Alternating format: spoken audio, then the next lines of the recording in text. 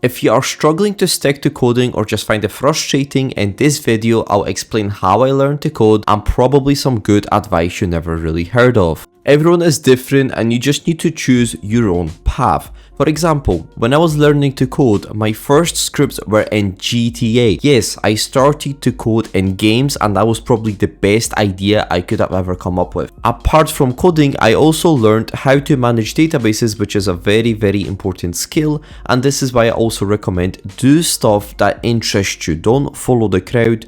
Do your own projects that you absolutely fall in love with. I started to write my own scripts, but then I quickly found out that I'm literally terrible. I couldn't get anything to run. So then I took another approach and I started to download and look how code was written from other people in the community. Then all I done is I literally just changed the code that I have downloaded from other users. By changing the code, not only did I learn how to read code, how to modify code, but I also learned how code should look like, which eventually increased my knowledge and my skills, and a couple years later and I'm writing code like I'm eating breakfast.